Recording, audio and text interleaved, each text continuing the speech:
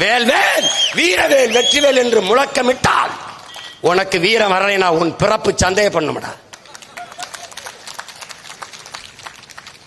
76 குண்டம், 76 குண்டத்திலே இவர்கள் யாகம் வளர்த்து இந்த குடமுழுக்க இந்த நன்னீராட்டை இவர்கள் சமஸ்கிருதத்திலே சொல்ல இருக்கிறார்கள்.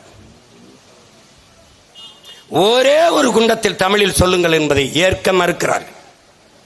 ஒருவேளை என்னரும் தமிழ் சொந்தங்களே, உங்கள் மகன் தமிழ்நாட்டின் முதலமைச்சராக இருந்தார், என் தமிழுக்கும் என் இறைக்கும் இந்த நிலை வருமா என்பதை எண்ணி பாருங்கள். என்ன நடக்கும்? தானா நடக்கும். தமிழிலே குடமுழுக்கு. அவர்கள் சொன்னது என்ன தெரியுமா? ஒரு குண்டத்தில் கூட தமிழில் சொல்ல முடியாது. இந்த துணிவு எப்படி வந்தது? திராவிட ஆட்சி, திராவிட மாடல் ஆட்சி இருக்கிறதுனால தானே. ஏனால் தமிழுக்கும் அவர்களுக்கும் ஒரு சம்பந்தம் இல்லை. ஏன் இந்த வழி அதிகாரத்தில் இருக்கவர்களுக்கு வரவில்லை? தமிழன் கோவப்படுவான், தமிழன் நமக்கு வாக்கு செலுத்த மாட்டான் என்கிற அச்சம் ஏன் வரவில்லை?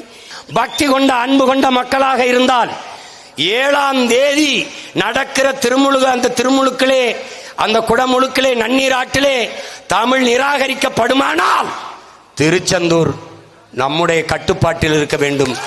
அதை நீ கவனத்தில் வைத்துக் கொள்ள. நீ பேருந்து வரவில்லை, மகிழ்ந்து விடவில்லை. நீ கட்டுச்சோரை கட்டிக்கொண்டு கால்நடையாக நடந்தேனும் வந்துவிடு. நான் முதல் நாள் இரவே வந்து இங்க படுத்திருப்பேன், உனக்காக காத்திருப்பேன். நம்முடைய மறை ஓதும் பெருமக்களோடு அடிகளாரோடு இருப்பேன். நமக்கு ஆயிரக்கணக்கான அடிகளார் தெருவுல உட்கார்ந்து முருகனை வச்சு நன்னீராட்டி பாடுவோமடா. திருமுருகாற்று படையை, திருப்புகழை, முருகனின் பெருமையை பாடுவோமடா. முட்டுக்கு முட்டு, எதிர் முட்டு.